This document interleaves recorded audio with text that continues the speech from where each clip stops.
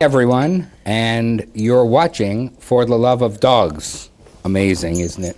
I'm Arthur Benjamin, founder of American Dog Rescue, and this is Bandit. Farrah White's on location today, so Bandit's going to help do the show. Our first guest helps find homes for one of the most popular dog groups in the country. The Texas Sporting Breed Rescue specializes in the sporting group breed, and founding director Jennifer Batchelder is here to tell us more about this organization. Welcome. Hi, thank you for having us. Thanks for being here, Jennifer. First, tell us who you brought with you today. Who are these two beautiful little animals? Today we have Morticia, Morty. She's a approximately 5-year-old tricolored English setter, and Gunter, Lemonhead English Pointer, approximately 4 years old. Are they available for adoption? They are both available for adoption. Bandit, which one do you want? He can't choose. They're both so beautiful. Yeah, well, we'll make a package deal. Okay, so how did they come to you? They're beautiful dogs, and who could give away such a dog like They this? are both beautiful dogs. Gunter has actually been in our program for probably just about 2 years now. He came to us actually through a local veterinarian that rescued him from an individual who purchased him as a puppy, I'm sure with the intention of hunting with him, and left him tied in the backyard under a table. So Gunter dug a hole to provide shelter for himself, and about 2 years lived like that.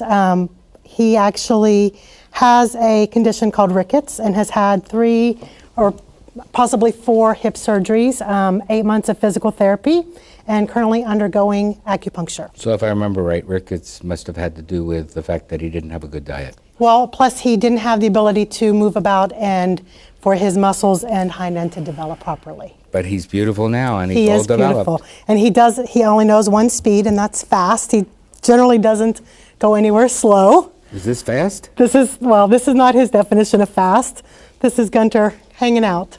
What made you decide to start the rescue? Passion for what we believe in. Texas is a sporting state, lots of hunters, and we want people to understand that a hunting dog can be a family dog, and a family dog can be a hunting dog. And they don't have to be resigned to living in a kennel outside in the yard, only coming out, the couple times a year that somebody might actually hunt with them. Fabulous, wonderful family pets, an English Pointer, an English Setter, a Labrador, a Weimaraner. They're all great, very dual purpose. With this type of dog, though, do you come across certain different challenges that have to do with the breed that you wouldn't have with, let's say, Shih Tzu, Lhasa?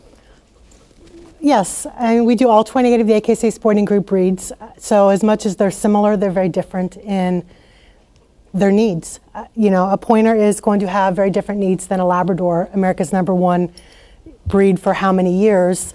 Both high energy breed dogs, and a Pointer is generally not an off-leash dog, generally somebody that is going to allow it to have its natural instinct and chase birds and run and play, and most of them aren't always good in homes with cats or small animals, but great in homes with kids and other dogs. So what's the mission of your organization? Hopefully to see a no-kill society, especially with the breeds that we love. Find homes, for dogs in shelter, owner surrenders. How long have you been around? We formed in 2010 and incorporated in 2011. And how do you survive financially? Donations, 100% Donations from people like these people? Absolutely, people like these people. Well, we'll tell you where to help out in a little bit, but where does the money go? Medical care for the dogs. That's generally where, the majority of our proceeds, donations go, is for medical care for dogs. For example, Gunter, 4 hip surgeries. Couldn't have done it without generous people providing for his care. I would say that there's a problem with this dog. It's just not affectionate enough. No, she is not affectionate at all. And that's very typical of setters. They're very, very people focused, as are most of the sporting breeds. They're not dogs that are going to do well in a backyard secluded from their family. They want to be a part of it. They want to be in the family. They want to be in your personal space. Do you have fosters? Yes. And what do you look for in a good foster? We are looking for these particular breeds? Preferably somebody with breed experience, but not necessarily. Definitely patience and a good sense of humor is a requirement for fostering and opening your home to a dog that we don't always know their history or where they came from, or whether they're housebroken or crate trained, or we do temperament test all of our dogs. So we're generally pretty confident when we bring a dog into our program that they're people friendly and other dog friendly. Though they say you never know somebody till you live with them.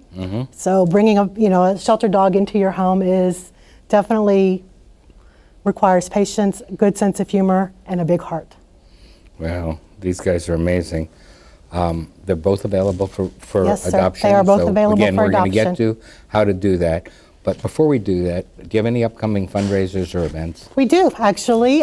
Starting in the end of November, 1st of December, we start wrapping for rescue at local Barnes & Noble stores as well as at Cabela's in Fort Worth. And our big fundraiser for the year will be in March. We were selected as the 2014 Bird Dog Jamboree recipient. So it's a huge event that brings about 1,000 dog lovers to this year Madison, Florida. 3-day event. They'll do field trials and all sorts of fun events, sporting activities, and any proceeds from the event will be donated to Texas Sporting Breed Rescue. How wonderful. So a So national event It that's is a gonna national, support and you. we were one of 5 rescues nominated, so we were very honored to be selected. So in general, these dogs are sight dogs? They will go after the fowl or, Yes, generally bird, yeah. chase leaves or... Yes, Yeah. or And so butterflies they're or... a little harder to control off lead. Yes, most of them will, we do actually, as part of our adoption process, have what we call a restraint agreement, and it requires that any adopter commit to keeping the dog properly restrained on leash or in a yard with a proper fence. Well, that gives us an opportunity to talk about on leash. Bandit here, who was a rescue, who got all of his ability back, etc., he doesn't go anywhere without a lead because it just takes 1 second for a dog to meet a car. Yep. And there's always one loser in that meeting. And it's generally gonna be the always dog. the dog. Yeah. So I'd ask everybody out there that's watching us today to consider, even though your dog is controllable, even though you believe that it's perfectly trained, Dallas, Fort Worth are dangerous areas for animals, and that we'd ask you to keep your dog on lead all of the time. It also makes people more comfortable when they want to say hello like this. You can learn more about the Texas Sporting Breed Rescue online at retrieveafriend, very novel, .org. That's retrieveafriend.org. Or you can call 940-453-6894. Still to come, dog behaviorist Susan Blatz is going to help us better understand our dog's personality. Bandit, do you have a personality left? Oh yeah, I got a personality and I'm waiting to see Susan. So we'll see you in a little bit. Stay tuned. Every year, families in North Texas unknowingly spend hundreds of thousands of dollars in support of neglect, abuse, and disease. When you buy a puppy from a parking lot or flea market, you could be supporting the cruelty of puppy mills that profit from dogs bred in abusive conditions. Help us stop the cycle. To learn how, go to spca.org/no-puppy-mills and take the puppy pledge. So, I'm kind of new here, but I've noticed a trend. My human does this funny thing where she goes around and gets all my toys, and then she hides them in that basket by the door. But it's always the same basket, and it's always in the same place. And then she acts so surprised when I find them, but, she's putting them in the same basket. Again. It's like, hello, that's where you put it last time. You were the worst at hide and go seek.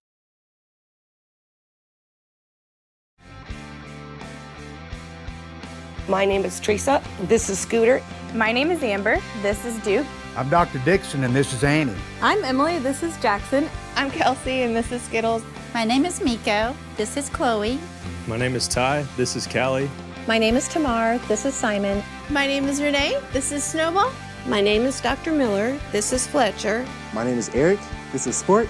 My name is Stacy, and this is Britches. And I'm a pet lover first. And I am a pet lover first.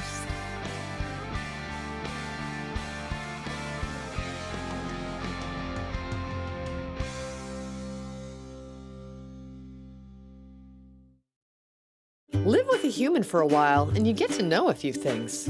Like, I know she's actually not a morning person. I know she does strange tricks for no treats. I know that water makes her howl like crazy. I even know how the floor stays so clean. She's quick. But the one thing I will never for the life of me know is how she gets so tiny and inside that box. Natalie, how do you get so tiny?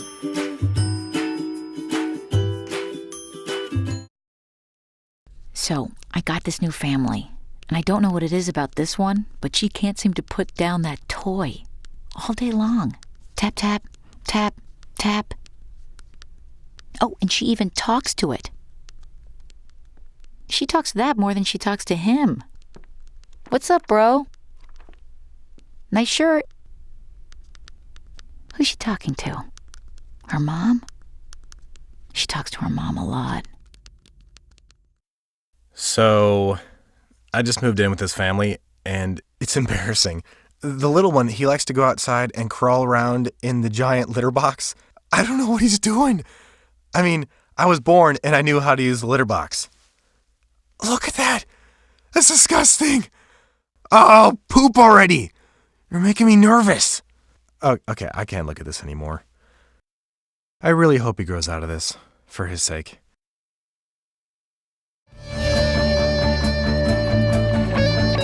Welcome back. Not all dogs are created equal. They're very much like people. We have to learn to understand the dog personalities. Susan Blatz is here with us as a dog behaviorist. She helps dogs and their owners learn to communicate with each other. Susan's here today with some insight into those dog personalities. Welcome, Susan. Hi. Hi. It's good to have you. Thank you. And who's this? This is Bo. He's my foster dog with Animal Rescue Texas. Wow. Bo's a big boy. He is a big boy. He's about 2.5 years old. And he has some lessons to learn. He looks like a dog who's in need of a certain degree of training. I would say manners, if nothing else. Yes, I think I pulled him from the pound. He was returned twice by families who thought he was a handsome boy and a nice dog, but really they didn't have the time or the energy to work with him. And this is a dog you have to work with. You can see his intensity and his What are you energy. working on with him? We're working on basic obedience. So we use hand signals. We sit, stay, down. This is his, well, he thinks he's going to do down on his own. Sit, down. So he'll work for food, and that's the beginning. You don't always want to keep food rolling the rest of his life, but as long as he stops thinking about whether he wants to sit or not is good. Mm-hmm. And then the other thing we're working on is him learning that everything's not for him to decide whether he wants to, I don't know, go out the door or he's ready for something, so that he ends up looking more at me. So with that, I really focus on the look command, and I will use treats for that. Bo, look at me, yes. So we teach him when he wants something instead of just plowing through, which is his inclination, but to check back, and that's what's going to make him a good pet.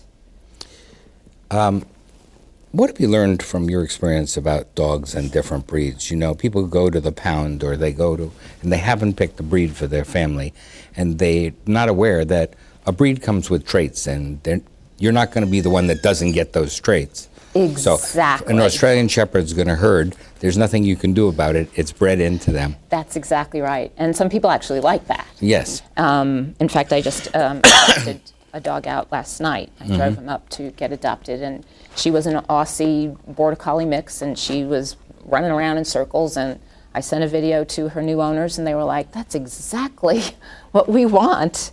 But she wouldn't be for everybody. I got an email last night from a previous client who's looking for a new dog, and she said, oh, these German Shepherd puppies in adoption. What do you think about that for our family? They're so, you know, of course, so cute, and they are. But that's a really mellow family, and they don't really exercise intermittently. But a German Shepherd is a guard herd breed, and they're a working dog. And for him to be the best dog in the best home, that's a dog where it needs leadership, direction, exercise. So And, give us some other examples of a dog breed and a trait. Well, labs are my favorite trait, obvious thing. They don't know a stranger. They have no sense of personal space. They will step on your feet and they're all in. And that is exactly what you want in a lab. Where are you? Where are we going? What's next? For someone who has a bunch of little kids and doesn't want to, again, work with the dog and teach them, you know, a little personal space, you wouldn't want them to get a lab because they'll be licking the kid in the face and eating his sandwich. So that leads to the natural question of when you're considering a dog, what should be the criteria for making that decision? I think the criteria is you have to look at your lifestyle. People will pick a dog that they're familiar with, that they grew up with, if their friend has a nice dog like that. But that's not necessarily the dog for everybody's house. So let's say an example, the lab. That dog will need to run, play, exercise. If you're a busy family that doesn't have time and all the kids are going to basketball and this and that, you can't leave that dog in the backyard and expect him to be waiting happily and relaxed when you get home. No, you'll just have a hole under the fence. You'll have a hole under the fence, or, you know, he'll make his own amusements. I always say, you know what, if you're not going to amuse your dog, he might find his own way. Then you're going to be sorry, or calling me. Are there any special concerns or circumstances where you'd say beware of a certain breed? I would say with some breeds, again, that maybe are, well, there's two things I like to watch for, actually. If you have a bunch of little kids in the house, I really discourage small dogs because kids are intimidating, kids don't know their boundaries, and they're always trying to pick the dog up and carry the dog and drop the dog, and little dogs can get self-protective. So I really discourage people with little kids to get little dogs, even though that's what they want. Every little kid, oh look, and little girls want to dress the dog up. So that I discourage. Any kind of guard type breed, and that could be anything, I think you should know what you're getting, and you should be ready to direct the dog. And you mean a guard type breed like this? Yes, exactly like that. I had him exactly in mind. And there's nothing wrong with guard type breeds if you're ready to work them, teach them who's the boss of life, and most of those dogs relax when they see that there's a leader. But in a, again, busy household, or if two people are working, they don't, you don't want to treat a working dog as a couch potato because they get bored. Or I had somebody tell me yesterday, he said, oh, well, I had 2 Malamutes, but he had never had dogs before, or Malamutes before, and those are big dogs. Sled, busy, working dogs. And he said, well, they ate the couch till I figured out I had to walk them twice a day. And bully for him for figuring out instead of getting mad at the dog. But so, in training a dog, what's the biggest issue you see with people? I think the biggest issue is people kind of expect the dog just to know things without them having to do too much work. I have a lot of people calling me asking me for tips. Got any tips about this? And I said, well, I can teach you how to work with it. Give your dog the exercise he needs. The exercise doesn't have to be an hour a day, running the Katy Trail. It can be 3 minutes throwing the ball, catching the ball, 3 minutes here, 3 minutes there. So if you were like one of our viewers sitting at home right now, what was the first step you should take with a dog that you get? If you're bringing a new dog into your home, I would say the first thing is watch them, get to know them. Second thing is try to find a game, something where you can connect, where it's not so confrontational. Play with them, see what their style is. I'm a big crate fan, so I like the crate, so the dog can stay out of trouble. And you can't let the dog have run of the house and then start complaining that he ate your boots. Well, Susan, thanks for being here again. This is always very interesting. You can find out more about what Susan does on her website, alldogsallday.weebly, weebly.com. Still to come, today's rescue story of the week, so stay with us. Every year, families in North Texas unknowingly spend hundreds of thousands of dollars in support of neglect, abuse, and disease. When you buy a puppy from a parking lot or flea market, you could be supporting the cruelty of puppy mills that profit from dogs bred in abusive conditions. Help us stop the cycle. To learn how, go to spca.org/no-puppy-mills and take the puppy pledge. So, I just moved in with this family, and it's embarrassing. The little one, he likes to go outside and crawl around in the giant litter box. I don't know what he's doing. I mean, I was born and I knew how to use the litter box. Look at that. That's disgusting.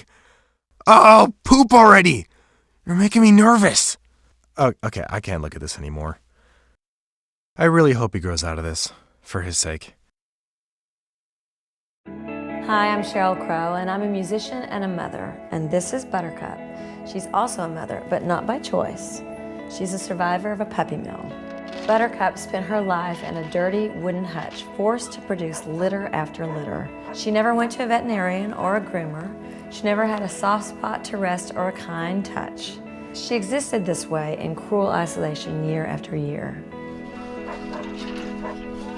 Puppy mills are mass production factories where mother dogs suffer their entire lives, producing nearly 100% of puppies sold in pet stores and on the internet. When these dogs are no longer able to produce, they are often destroyed. Buttercup's nightmare ended the day Animal Rescue Corps saved her life. She finally knows what it means to have a loving family, but for the millions of dogs suffering in the estimated 15,000 puppy mills across the United States, this nightmare continues. Animal Rescue Corps and I ask you to visit your local shelter or rescue when choosing your next animal companion. You will not only be saving a life, you will be helping put an end to this cruel industry. Please go to animalrescuecorps.org to learn more about ending puppy mills. Buttercup and I thank you.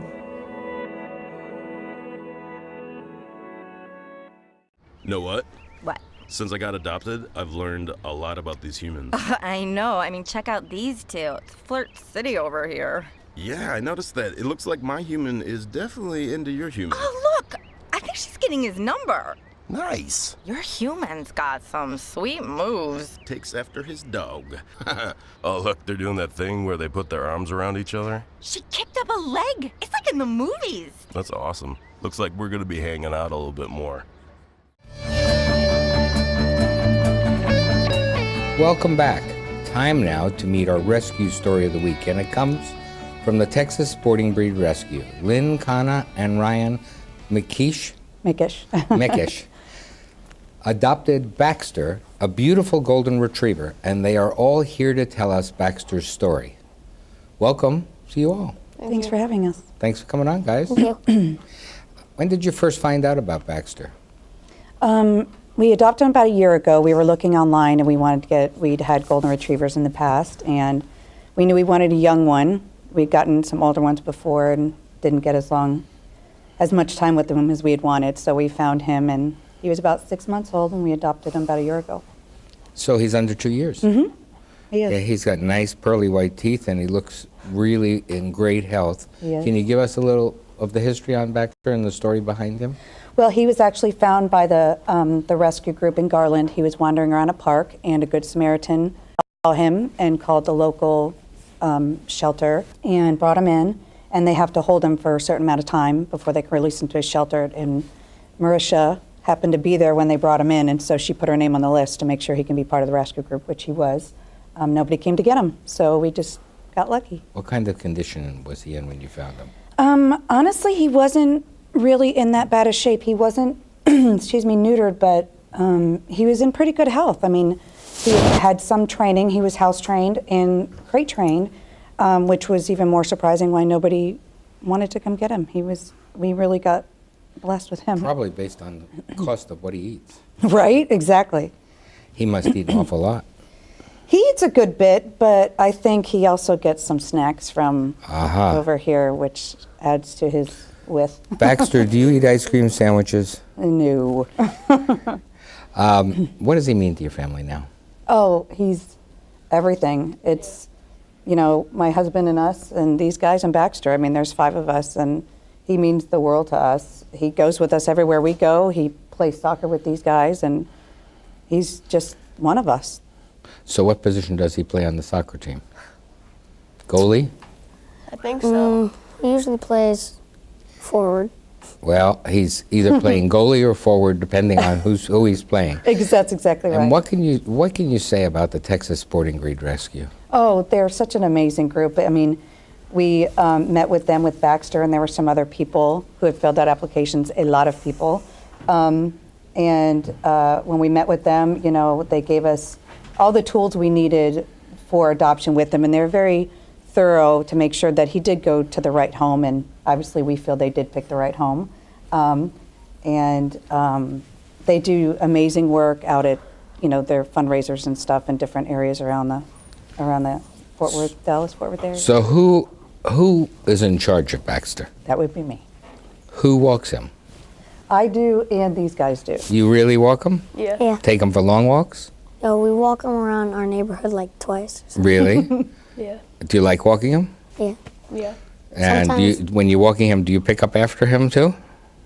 We're pretty lucky. He really only goes in the yard. Well, you are lucky because that's a big chore for a big dog. It is a big chore. So, are you guys always going to have dogs? Yeah. I am. Yeah? How about you? Yeah. Yeah, you're always going to have dogs. Well, that's really nice. It's great to grow up having a dog in the house. Yeah. So, I can't thank you enough for coming all the way here to share Baxter's story with us. Absolutely. We also want to thank Jennifer and Susan for being our special guests. And remember to keep up with For the Love of Dogs online at AmericanDogRescue.org. You can also follow us on Facebook, Twitter, and YouTube. For all of us here at For the Love of Dogs, for Baxter and his family, and for Bandit, thanks for watching, guys. We'll see you next week.